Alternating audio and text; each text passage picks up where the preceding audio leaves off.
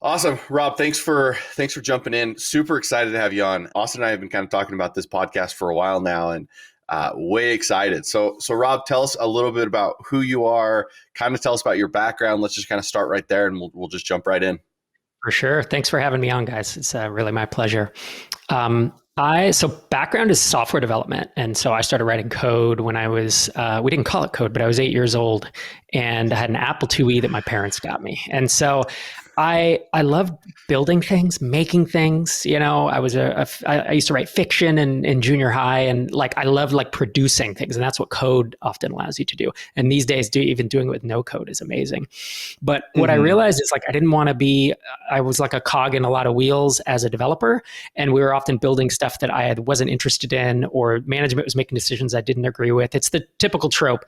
Usually it's salespeople are lazy, developers complain, right? That's the generalization. Yeah. I was always disgruntled about it. Oh, we should be doing it differently, blah, blah, blah. They don't give us enough time. And so I was like, what? I just kind of want to run my own show at a certain point. And so, I want to be my own boss in essence. And I didn't want to work for other people forever. And so I started trying to start companies like startups, right? Software startups. And this is 20 years ago where there was it was all look at the cover of Inc. magazine and Business 2.0. And the only way to do it is raise buckets of venture fund. That was my model, right?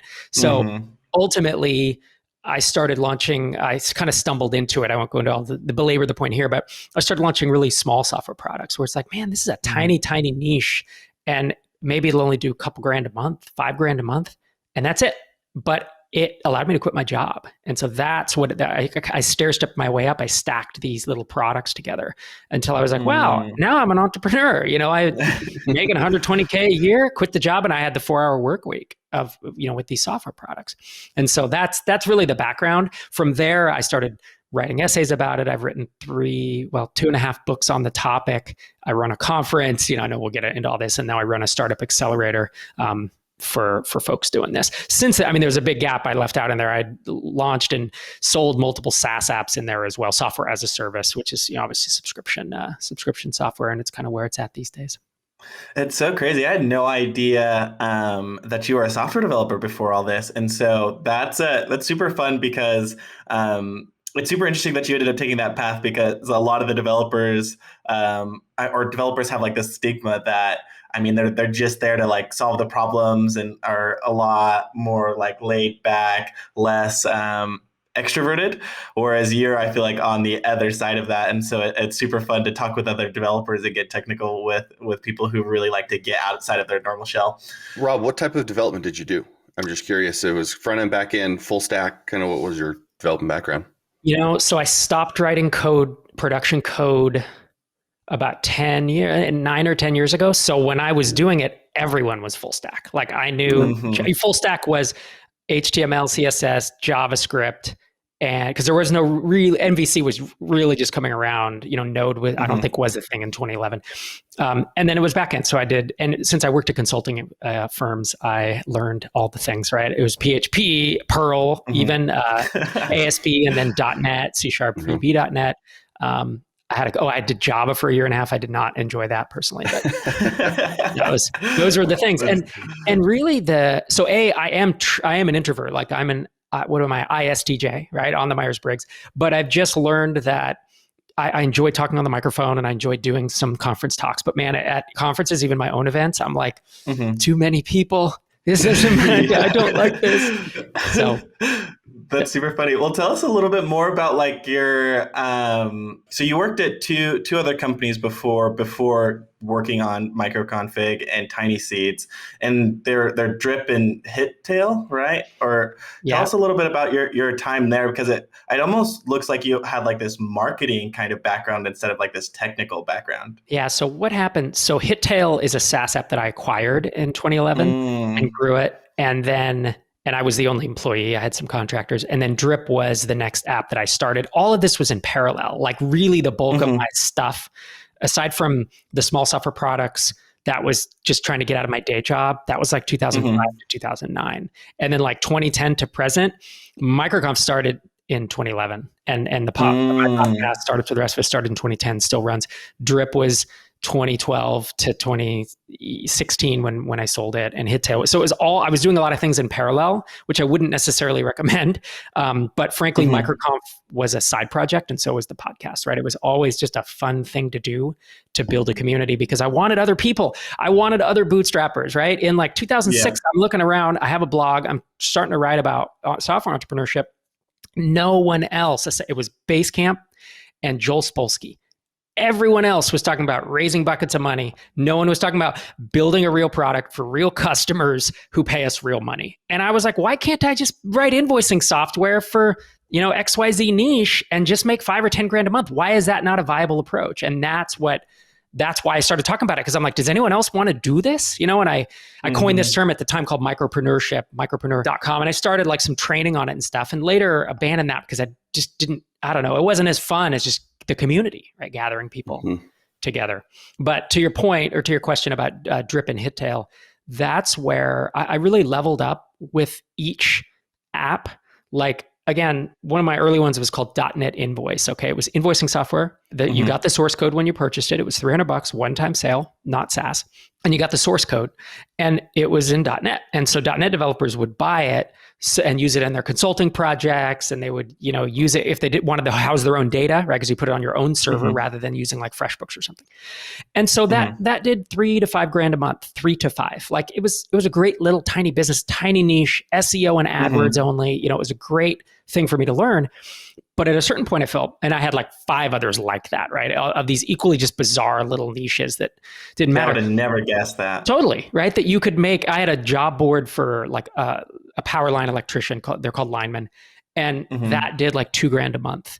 And I had an ebook that and again, I cobbled these together to make $10,000 a month because that's what I needed to quit my job and live in California. And that was a great time for me.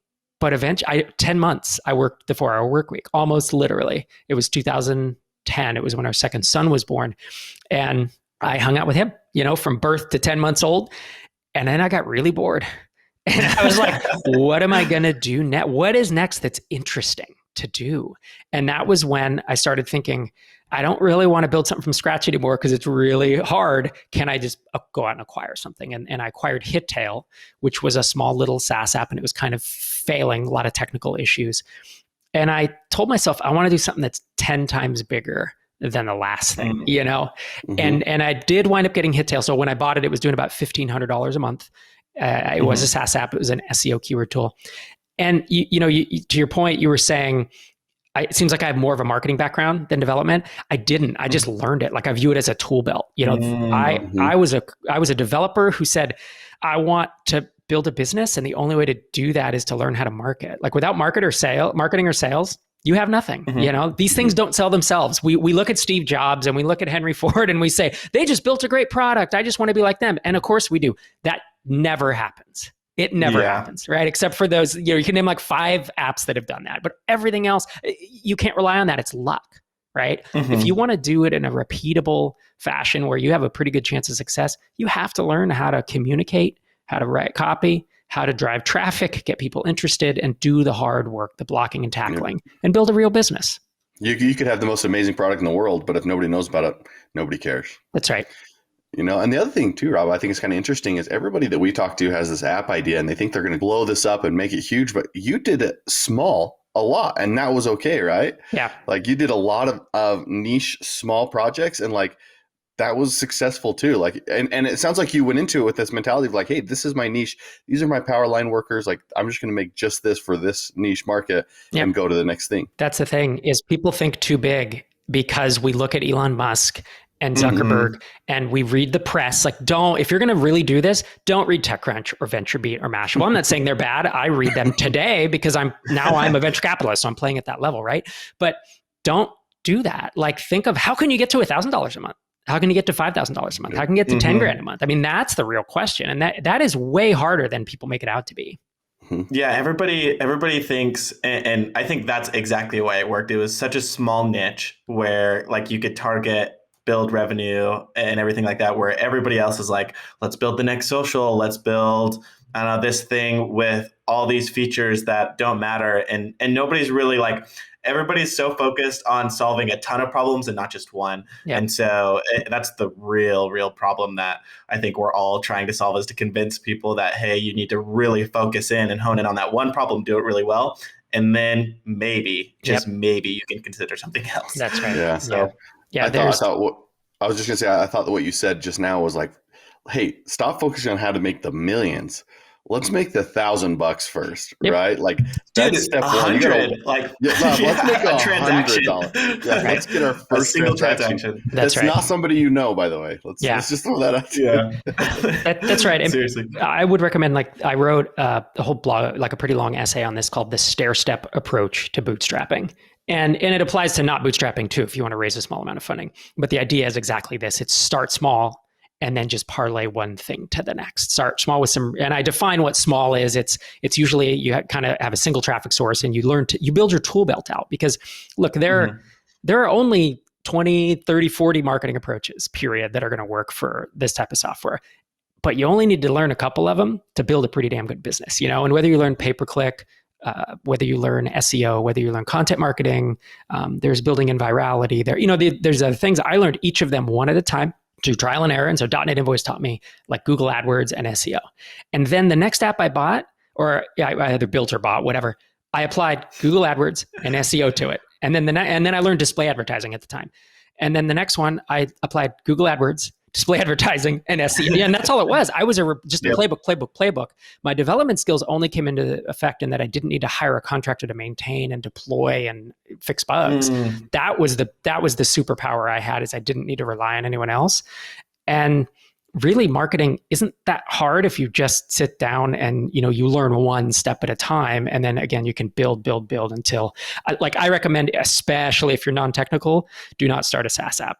Like, even if you're technical, it's still really, really hard. Don't start with a SaaS app if this is your first one and you don't have funding, and start with like a small thing, like a WordPress plugin, or maybe you build a course, or maybe you build an info product, or maybe you build a Shopify add-on. These are things where the distribution is built in, right? Because you're in their app store and you get discovered, and you can focus on everything else around that, which is code, customer support, figuring out what features to build, how to interact with customer. You don't need to worry about the marketing in that case, because you have kind of that constant channel and you do everything else. Then once you have that skill set, then you can think about, okay, now I'm going to dive into actually building like a full-fledged SaaS. And that's that. Again, that's Stair Step is Stair Step approach to bootstrapping. That was the blog?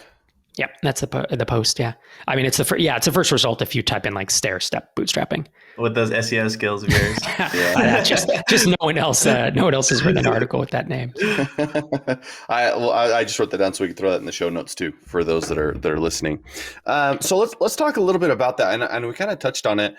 Being that you had a Superpower Development, did you ever bring on teams that had developers already? Or did you ever have to hire developers, and what were you kind of look? Okay. Yeah, I had to hire at a certain point because there was some, well, you guys are going to get a kick out of this, one app I acquired. So that's the other thing I learned is, like, I was building, and it would take me 6 months to like get something launched. By the time I had any money in the bank. So I grew up like making minimum wage. Like, my dad was an electrician. My mom was a receptionist. Like, I didn't have money, but like by the time I did all this, I was consulting during the day, saving at night, and I had like $10,000 in the bank. I was like, oh my God, there's more money than I've ever seen. Suddenly I realized that, like, I don't actually want to spend 6 months, nights and weekends to launch the next thing. I would prefer to pay $5,000 and have an app, or $10,000 for that matter. And so .NET Invoice I talked about earlier, I paid $11,000 for that app. It scared the shit out of me when I did it. I mean, really terrified. It was more money I'd spent on everything. I'd never even spent that much on a car, right? So that's another kind of secret thing I learned early on, was like, I'm going to buy these things and then grow them. And I skip the whole first 18 months of grind, of getting product market fit and all that. Most people don't want to do that, and that's fine. I was like a big proselytizer of that approach, and everyone's like, I have my own idea. And it's like, fair enough. You do your own thing. But one app I acquired was in Cold Fusion. And snap. I knew Cold Fusion, but I really didn't want to do it. So I wound up going to Upwork and hiring a contractor. And usually I tried to stay within my time zones, you go Canada or South America. I often hired non-US labor at that time, especially just because they didn't have the money. These days I would tend to, stay in my time zones. The process was not hard because I knew what questions to ask, and I always, it just made it easier for me. So I actually feel bad when I have non-technical founders say, how do I hire a developer? And it's like, oof. I want to talk about that. I want to talk about those questions you asked because like I literally every day we get on calls and it's like, dude, I went on Upwork, I did this and I just got burned. I spent 5-10 grand, just got burned. And I'm like, I'll go in and like audit it. I was like, do you have like, I don't want to be like, but do you have anything left to like put towards it to get out of this rut? Like, like what how much technical debt are we in right now? Yeah, that's right. And that's the thing. It's not the hiring that's the hard part. It's once you hire them, if you're a developer, you know to check that code. Like, what are they checking in? What is the code? You can code review it, right? And you would not go 3 months or 2 months with a developer turning in crap code. You would let them go. And that's, I think, the biggest difference is not having some oversight. I think non-technical folks hire a developer and think that they know what they're doing. And in many cases, that's just not the case. And then you wind up, as you said, with just spaghetti or, crappy code or barely any, someone who's not producing much, but you don't know any better because you're not a developer. So. Yeah. Well, not only that, or they're logging their hours like crazy, but not getting anywhere. Yeah. Right. So you're spending a lot. So let's talk on that. I'm a non-technical developer. I need something built. I mean, if I look at code, it looks like a mess, which it does. Like spaghetti is spaghetti to me.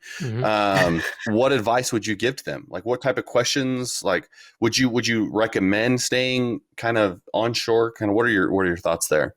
It's hard. It is honestly hard for a non-technical person to hire a developer. That's the bottom line. There is no silver bullet. But I think the thing these days, the big recommendation I make is you kind of want to stick with people Go to your network, And if you don't have a network, you need to find one. If you don't have a community, you need to find one. Like if you're going to be doing this, like building a product and trying to market it, there are communities out there like Indie Hackers, like MicroConf, like Dynamite Circle or Tropical MBA podcast, where there are people, like-minded people like yourself who have, each of those has their own focus, Indie Hackers, MicroConf, Tropical MBA, Dynamite Circle. That's where you go and you participate and you start learning from them. And then you ask a question. Hey, I need a developer. I need a PHP developer, or I need a developer to build this thing. What do people recommend? That's the first place I would start. Like these days, if I was literally going to hire a developer, I would go to Twitter. I would go to my TinySeed and MicroConf Slack groups, right? MicroConf Connect has like 2,000 founders in it. It's free. And it's people who are trying to bootstrap and mostly bootstrap SaaS apps. And so I would go there and say, who knows what have you been doing recently? Obviously, that isn't the exact question you asked. What you asked is, if I was going to interview and hire, what would I do? The other thing is, I'm going to be honest, as a non-technical person, you need marketing, sales, or technical skills if you're going to build a software product. That's it. I mean, there's all this other crap that people talk about the business person doing where it's or lots of money. Or lots of money, right? Yeah. No, you can hire all three of them. That's absolutely right. So I wrote a blog post about this where I had a triangle or something, and it was like funding, technical skills, marketing, and sales. Those are the three. And I was like, frankly, even all you need is two of them. And maybe the money can get, like if I had no technical skill and no marketing or sales and I have a bunch of money, I'm going to crash and burn. I'm not going to be able to hire, like the founder needs to have either that the sales, marketing, or the, the technical, and then money, you can buy the other one. And that's the problem is people, I'm sure you guys see this all the time, but like people think, okay, I have an idea and I'm going to hire, I need to go cheap because I don't have a big budget. So I'm now going to hire a single developer. But there's a whole other role that's product. There's role, like if you go to a 100-person software company, like a SaaS company with a product, they'll have a bunch of developers and then they'll have several product people. And someone has to do that role and you can't hire that. You know what I mean? Or you need a lot of money to hire, like product people are under 50K that are good, right? Or you can hire an agency, right? Like you guys do, right? And rely on them to do the product ideas, the product management, and the project management. So that's, if I was non-technical trying to start an app, I would recommend against hiring a single developer. And I would instead trying to find, you still have to find a reputable agency. There's a bunch of stuff there, but that's where they take a lot of that heavy lifting. And they, of course, there's a bit of a premium because they're doing that. But it's the same thing. We remodeled our kitchen.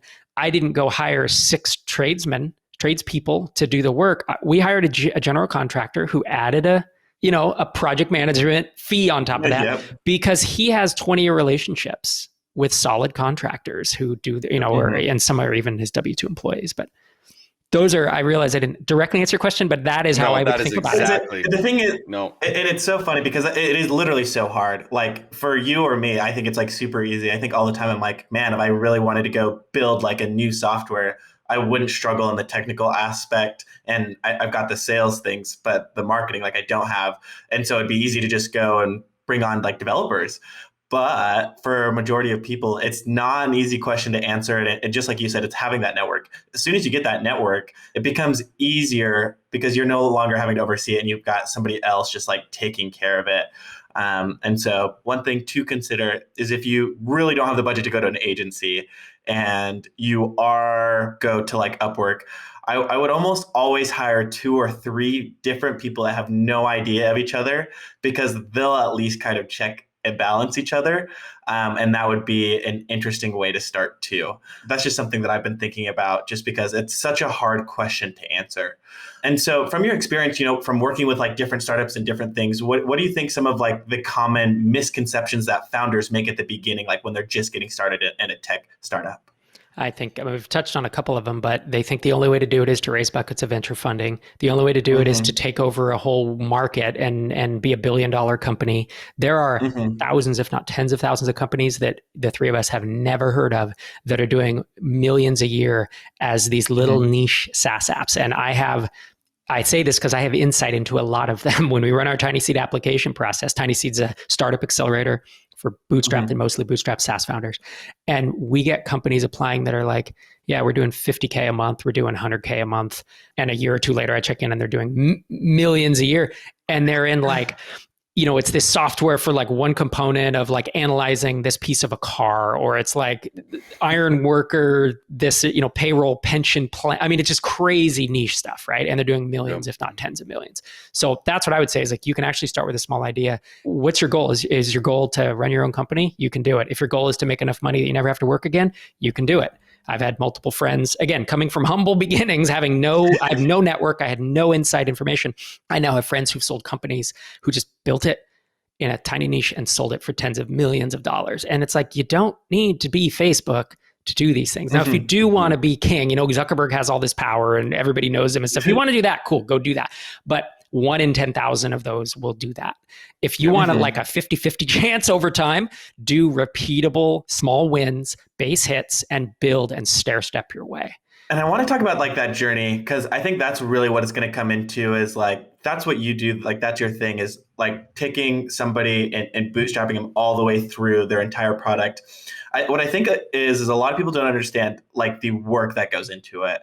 So as you're bootstrapping a company and just starting, I want you to kind of share like your timelines for all of these little niche products. How much time and energy and money did you put into it before you started to see a return? And what should founders like start preparing for? Because it's their side hustle and they're trying to bring it into their full-time thing. But I don't think it's as easy as like, this is going to be done in 6 months. This is going to be done in a year. Your launch day is the starting line, right? Everyone thinks that, that's another common misconception. Doesn't that suck?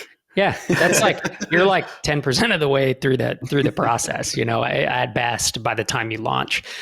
And so I think the big mistakes that founders make is overestimating just that the product is going to sell itself, right? And I have I'm gonna keep saying I have a blog post that talks about, because I've written like 150 blog posts, and like I've written hundreds of thousands of words on the topic. So like there's one called "Start Marketing the Day You Start Coding," and truthfully now these days, that's it, right? And these days I actually say start. I actually regret saying that, because I think you should start marketing before you start coding now, because there's pre-validation, right? This is where you go out and you have conversations with folks and you say, pick a problem to solve.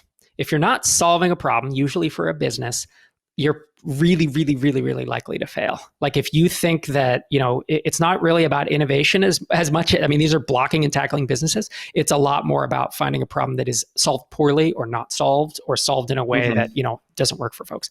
So you pick the problem, and then you need to go out and find people who have that problem and find out, are they going to be willing to pay for a solution to it? That's hard work and that's scary. But you know what? I'll give you 2 alternatives. I can go do that now, and I can either cold call, cold email, I can work my network, I can talk to my uncle, I can show up at conferences once we're back after COVID, I can be in Facebook groups, I can be in Slack groups, and I can have conversations, and I can find out, wow, I talked to 20 people, let's say I'm building software for lawyers.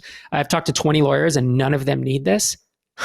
Well, I guess we shouldn't build it. Or here's the second thing, which is what most people do. They go and they come to you guys, or they go on Upwork and they say, I have this idea, it's software for lawyers and no one's doing this. And then they spend $10,000 or $15,000 in 6 months.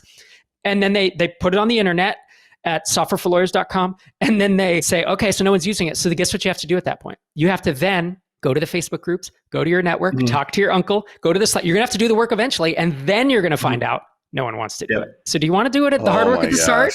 Or do you want to do the hard work after you spent the money? Development's expensive. People don't realize how expensive development really is. And we've had clients who spent hundreds of thousands of dollars building a product that we don't even know if there's a need for it. Ouch. Right? Hundreds of thousands of dollars. And so the book, the Lean Startup, right? You put something out there quick and you can do that without investing hundreds of thousands. And so a lot of times we have people who come to us very early stage and we wanted to provide a type of a product or a solution for these people who are very early in. And so before we even start development, we start with, and we did a podcast with a company called Venture Validators. We've partnered with them and we say, hey, let's pump the brakes here. Let's find out what the product market fit here is before you go and spend hundreds of thousands of dollars. And we partner with a company that goes out and finds, and they'll find who your target market is. And then they'll send out hundreds of surveys and get that validation. And once they get that validation, then Austin and I and our team will then build a high fidelity prototype, a clickable Figma prototype to be able to go through. And then we will validate that again and then send it out and say, hey, what do you like? What do you don't like? What features do you like? And then guess what? We have this data that'd be like, listen, priority number uno is this. You may not have thought it was this. You need to have this. Or you know what? This idea is really bad. And guess what? You're only $5,000 into this process before you even can find that out, right? Yep. And so like we built this, and then once we have that high fidelity prototype, we know what the people want, we know what features they need. Then we'll build a development roadmap of what it's going to cost, what features are going to cost, how long it's going to take. And at that point, they're like, cool, I'm $10,000, $15,000 in, and now I know like, okay, this is a great idea. We need to take it to the next level. And then we go to those. That's awesome. And so like you literally just spoke our language when you're like, you have to do validation. We're just like, oh my gosh, please preach, my friend. Yeah. I love that you guys are doing that. Honestly, this was something that wasn't done until, the late 2000s, really, before we hit, it was when Lean Startup as that started coming up. Lean Startup didn't invent that concept. It was already around, but it kind of codified it into a single thing. And that's not the only way to validate. Like the way you're doing one way with the venture validators, I think that's great. I have done validation just using pure raw SEO, like doing organic keyword search and being like, there are 50,000 searches a month for electronic signature apps. I know that there are apps that are out there, but I know that's a lot of people, and that's not a real number. I'm making it up, but high volume search terms. Go quote him. Someone's listening to be like, 50,000. I need to build a signature. Right. So that's another way to validate, especially if you are good at organic ranking or feel like you could get good at that. When we launched Drip, which was an email service provider, so it was similar to like a MailChimp, or a Constant Contact. I didn't have to go send surveys because I had a small audience of people, right? I had the podcast and I had a blog, and I sent some emails and I announced it. I was like, hey, I'm thinking about building this and this is what it would do. Does this solve a problem for you? And I got 10 or 11 people who basically committed to trying the app out and said, if that works, I would be willing to pay $100 a month. And that was my validation. And I spent about... Wait. Let's go back a little bit. You, with an idea, just went and told a ton of people listening about your idea. Oh, no. Someone's going to steal it. You need to sign an NDA before you get this email. Exactly zero people stole that idea. Zero. Okay. Yep. I'm glad we've got that. And if they were going to steal it then, they would have stolen it 4 months later when we launched. If they're going to outmarket me, it's not the idea, it's the marketing, right? It's the ability to it's execution. It's execution. Exactly. Right. Yeah. So, they don't know how hard it is to launch that idea. Be like, it's a really good idea. I don't want to do the work. Yep. You have to be able to want to do the work. That's right. That's so true. So Rob, I want to jump into you're a VC funding now, right? You work, you see companies. Let's talk about the journey of money. Right? Because this is probably the number one misconstrued. This is what people don't understand. So let's talk about bootstrapping, how long should you bootstrap? When is it a good time to maybe reach out to angel investors? When do you think a VC should come in? Can you walk our listeners through ideally what should happen? And I know everybody's going to be different. And what are you expecting? Yeah, right. I think that's another thing too. That's a good question. So it pains me because when you call me a venture capitalist and when I said I'm a VC now, it feels it's an insult. It's a weird thing because I was a developer who used to think like, marketing and sales, so scummy. And then I became a developer who learned marketing and sales. I was like, this is really cool. And then I was a bootstrapper and I was like, VC, it's so scummy. And then I was like, oh wait, there's actually a way to do this in an ethical way that helps people. I mean, that's how I look at like my marketing and my sales is ethical and I'm behind it. And same thing with the checks that we write. So to give folks background, I've never raised a penny of funding for any of the startups that I did, but I got to a point where I saw people who just needed extra help, in terms of getting their startups going. So I started doing a little bit of angel investing as money came in from selling products and such. And eventually I just didn't have enough to fund everybody who I thought should be, who needed, who should get the funding to get off the ground. And so about 2.5 years ago, with a co-founder, we raised a small fund by venture capital standards of $4.5 million. And we have funded 23 bootstrap, they were bootstrapped before then, and they're still, we call them mostly bootstrapped because each one got between let's say about $120,000 and $180,000. So it's a very small amount by VC standards. It's called a pre-seed round or an accelerator round, because these days like pre-seeds are up to $500,000, I believe, and then seeds are like 1 to 2 or so. I mean, these numbers are just outrageous; they're astronomical. But there needs to be something before that, right? Yeah. Like. I think about people like if this person, like someone comes to us like, I have an awesome idea. If they had $160,000, I think they would blow this out of the water. Right. And where do they go? Like, what is that? Yep. And that's background. And then we're about to close our second fund. And this one's closer to, 26, 27 million. So we'll be able to fund a lot more SaaS startups over the next few years. We fund people with traction. So people typically apply when they're at about $1,000 a month in recurring revenue, all the way up to, we've had people apply with literally 100,000 or more in MRR. And we fund, the sweet spot is probably most common is like 5,000 a month and up, but we have funded some folks, pre 5,000. A big misconception is that investors will write checks for ideas, and they won't. Yep. No one will do that anymore. I don't know. You have to have some type of relationship. Now, 20 years ago, when it cost you $250,000 just to get servers on a rack and get a single developer to write an MVP, that was the case during the .com boom. Any institutional investor who's raised a fund will typically not write pre-revenue. And a lot of the kind of personal, founders who have become angel investors that I know really won't do pre-revenue because you just haven't proven anything until someone's paid you some money. Right. And so that's a hard part. It's a conundrum for sure. Well, Rob, I just want to touch on something you just said. Like, hey, stop dreaming of $10,000, $15,000, $20,000 a month. Make that goal of like, how can I get to $1,000 a month? How can I get there? At least someone will listen, right? Yep. If you have revenue, so like set that goal a lot smaller than what's in. Like, yes, your idea probably is a multi-million-dollar business. Great. And back to what we started right at the beginning, right?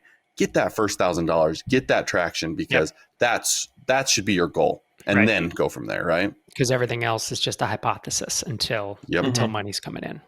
Yep. And that's a hard part. I used to listen to the venture capital podcast, or I'd read VentureBeat, and it'd be like, raise your friends and family round. And it's like, what the fuck are you talking about? I don't have friends. None of my friends have money. We're all basically working class is what I call it. But it's like, my family, my friend, that's a joke. So that always pissed me off because that was an insider thing of like, oh, if you have friends and family with money, of course this is easier. You know what you do if you don't have friends and family with money? You work your ass off. That's the bottom line. Like, I didn't raise money because I couldn't. No one would give me any money. So guess what I did? I consulted during the day, or I worked a full-time day job, and then I came home and I worked 20 hours nights and weekends, and I built these apps, and I built one of them into $1,000 a month. And then I used that money to buy .NET Invoice. And then I used that money to buy the next one, and then to build, and then launch Hittail, and then to build Drip, and eventually sold it for enough money that I don't have to work anymore. And I'm not saying you shouldn't raise money, because I'm writing checks these days, right? So I believe that there is a time and place for it.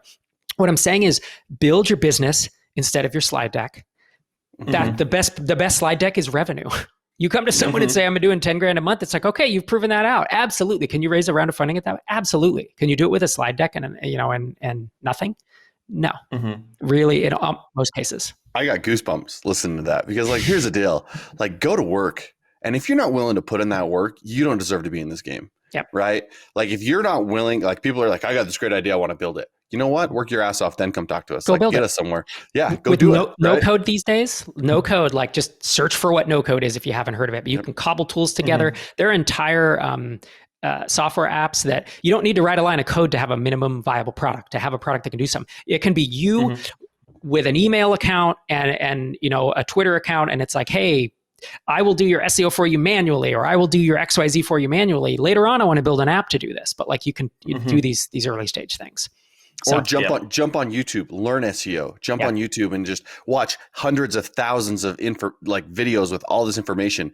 Put in the work. That's what it is. Right. And you know what, as somebody who writes checks, if you see someone who is working their guts out, that makes you feel way better because you know that this person's going to like literally work his fingernails to the bone before he lets this company fail. And someone who writes checks wants to see that, I'm sure. Yeah, absolutely. I mean, the big piece of what we look at is that I have this big, long mental list and then a big, long physical list in a Google Doc of like 42 points that we look at. But it comes down to the people, the product market fit, and pricing.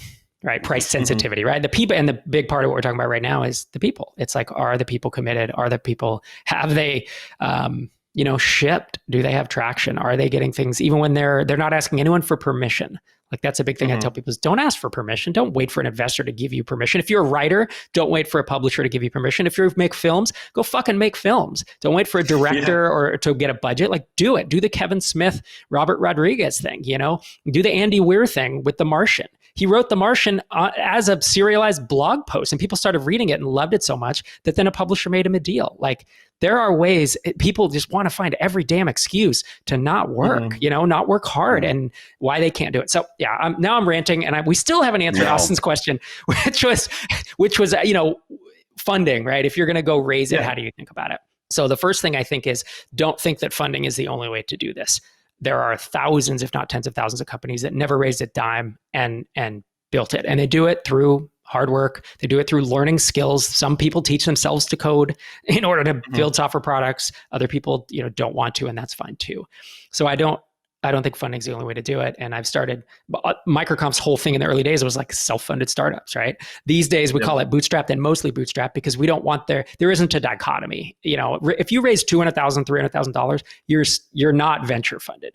Venture funded is when you take institutional money and usually it's, I don't know, north of if you raise $1 million or more, like I would probably say now you're venture funded. And usually at that point, you're on the unicorn track where you need to become $1 billion business. You kind of get on that train where it's like, I'm going to raise a round every 2 years. We're either going to go big or we're going to go bust. And that's what the venture track is. But there are private angel investors. There are small funds like us who write small checks. There are accelerators. And those are the folks that if you do want to build this kind of mostly bootstrap business that, hey, it's going to do 5 million, 20 million a year, whatever, those are the folks that you want to talk to. Rob, I want you to go on more rants because those give me goosebumps. Those are those little content pieces we're going to pull out just because, it's so good. It's so good to hear like being someone who has been through this journey, who's done the fundraising, who's seen it, who's seen both ends. Like you're literally, I'd say you're an expert in that whole field. Like go to work. Like, and if you're not willing to do the work, why would I write you a check? Really, as it comes down to. And this has had to have been quite like the journey for you. And there's probably been a lot of opportunities for you to just like grow individually, Rob. And so one of the big questions I have for you is when were you most out of your comfort zone? Like when was like one of the times you were like, oh shit, like, now what? And like, what did you do to get out of it? One of the times, I tell you, the first time I published a blog post, I got hot. The hair stood up on the back of my neck. I was like terrified. I was like red. I mean, I literally clicked publish on a blog post that probably no one read, but I couldn't believe that I was exposing myself to that criticism. The first time I ever got on a microphone and recorded a podcast episode, my voice is all shaky. I'm saying a bunch. I was terrified. The first time when I wrote my book, I was scared. When I got on stage and did a conference talk for the first time, and each of these things was like a year or two apart. Right. The first time we ran and, I had to MC an event, like all of these things. And the way I did it was I was terrified and I did it anyways. I was gonna say it sounds like starting is like a hard thing. Yeah. How are you able to just like how can people feel better about just starting? Like in general, like what Well, advice would you give them? the advice is that it's not scary for very long. So the terror of firsts is what I call it. And it's like the first time you publish a blog post, you'll probably feel really scared and weird. First time you make it to the top of Hacker News or Dig back in the day, or Reddit or Indie Hackers, you'll be like, oh my God. And the first time someone makes a negative comment about your thing or picks it apart, you'll feel. The 10th time, the 50th time, you won't. I used to be this like super scared, introverted, like I was criticism, just very thin skinned. It was terrifying. And that was 15 years ago, you know? And so now obviously I sound all confident and stuff, but it's because I've just been doing this for this many years and I am confident in what I'm saying now. But you got to get out, push something live, whether it's a blog post, you know, whether it's a podcast, whether it's a conference talk, or whether it's your actual, you know, software that you're launching. It'll get so much easier the more you do it. Yeah, that's awesome. Okay. Rant warning. Here we go. Uh-oh. Tell me about one of your biggest pet peeves when it comes to tech business startups. Everyone thinking the only way to do it is to raise venture capital and become a unicorn. It's like, come on, we have to kill that narrative. There are so many other ways to do it.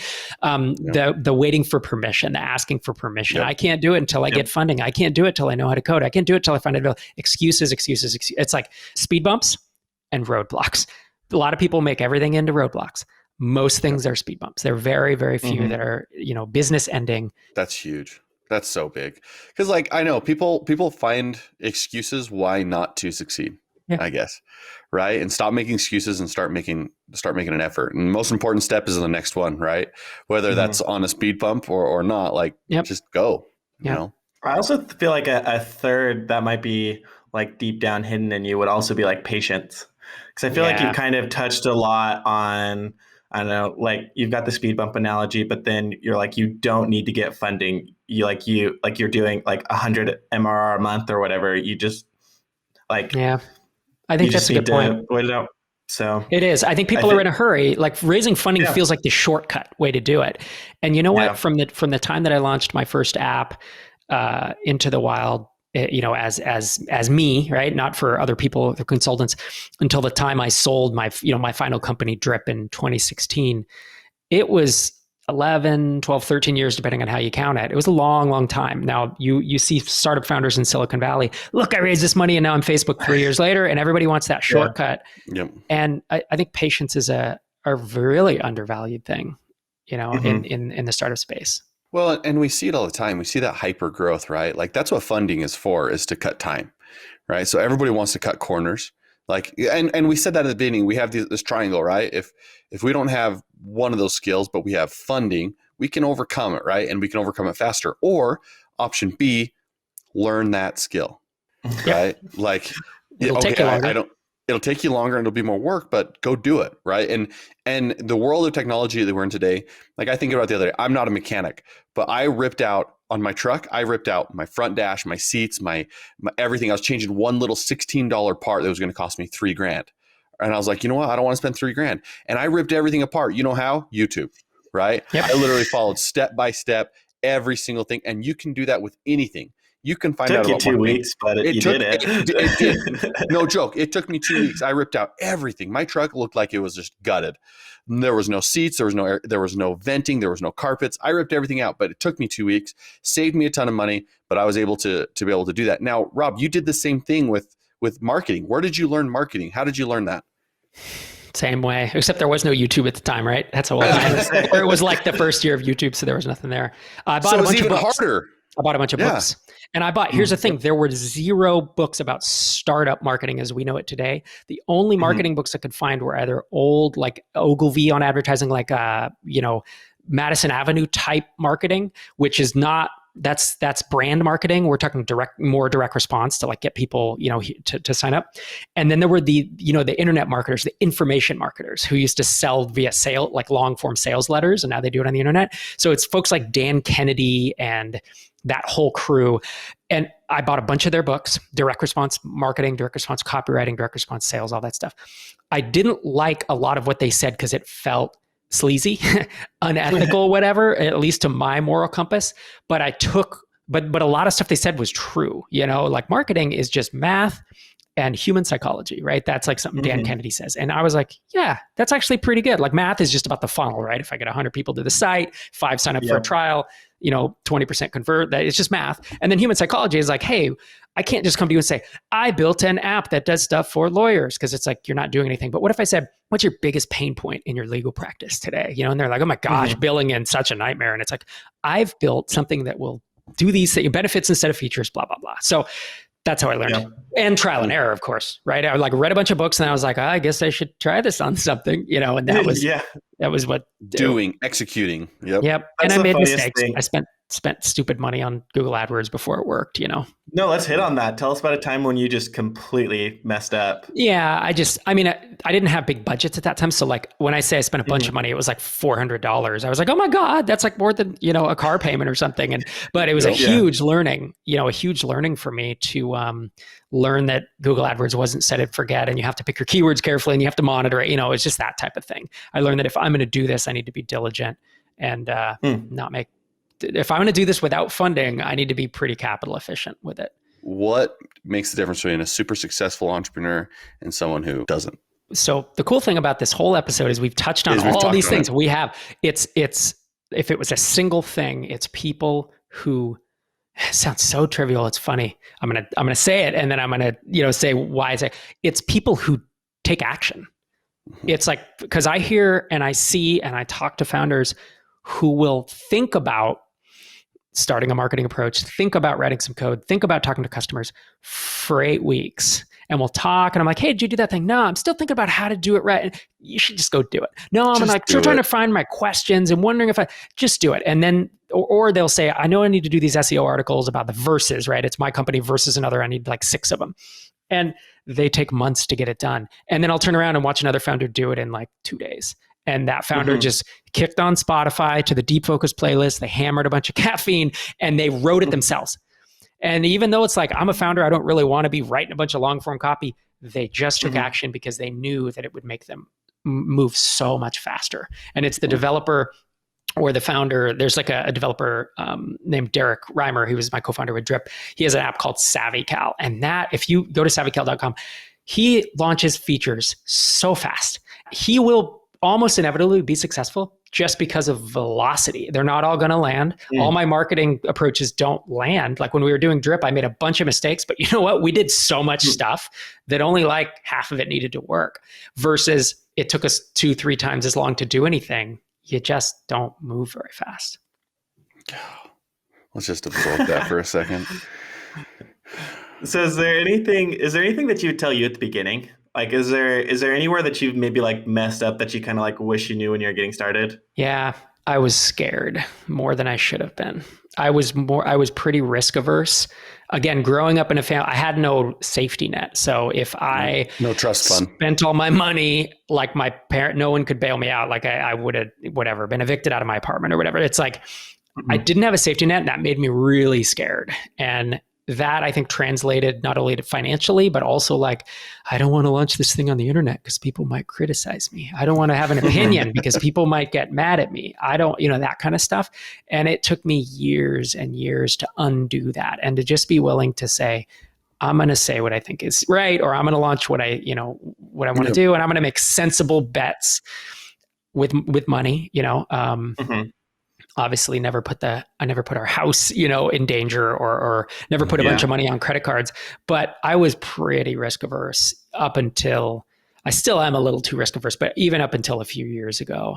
You cared a little bit about too much what people could say, cared too much about how other people would affect you. What I could lose, a lot of Lossaversion, right? Yep. Dude, that is seriously like the hardest thing.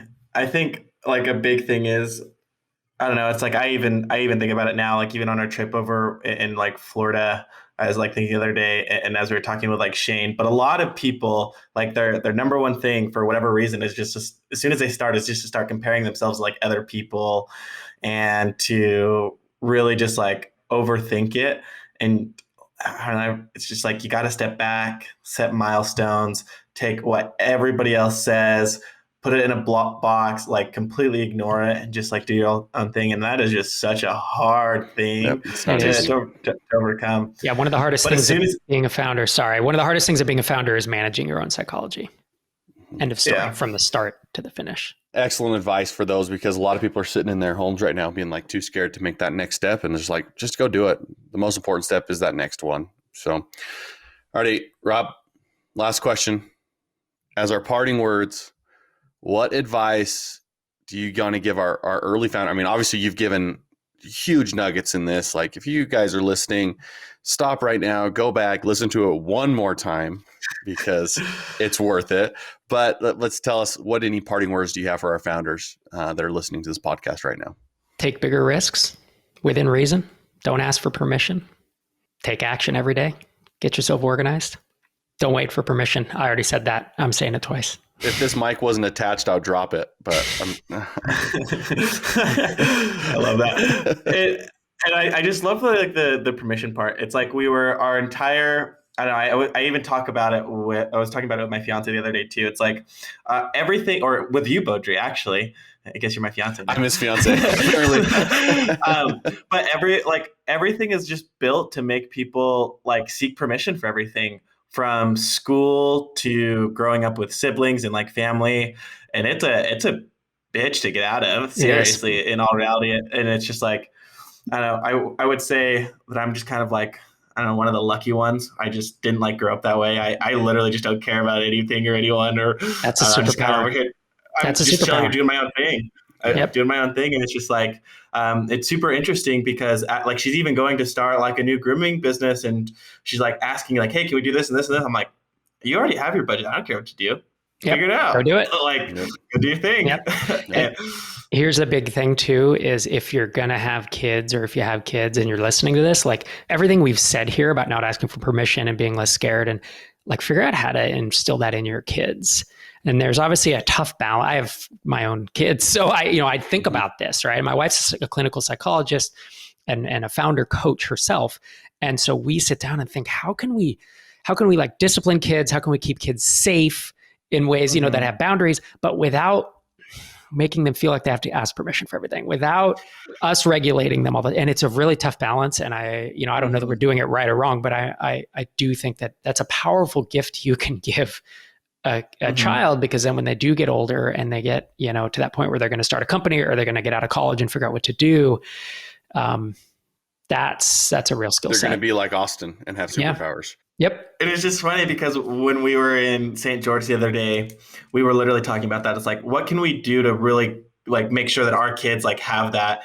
And really like the only thing in my head at this point is just like, I don't know, I'm weird. I'm just like, never say no. Have them write like a decision tree, let them fall on their face a couple times. But as like a parent, like even as I watch like everything else going on, like that's hard. It's hard for people to do, to let people just like crash and burn. But I think it's important. It teaches resilience, and I don't know, it can kind of suck depending on how they fall. But in all reality, I just think if you're just really sitting there and like controlling every action they do and affirming everything they do, like it's not helping them. Yeah. It's not necessarily hurting them, but it's definitely not helping.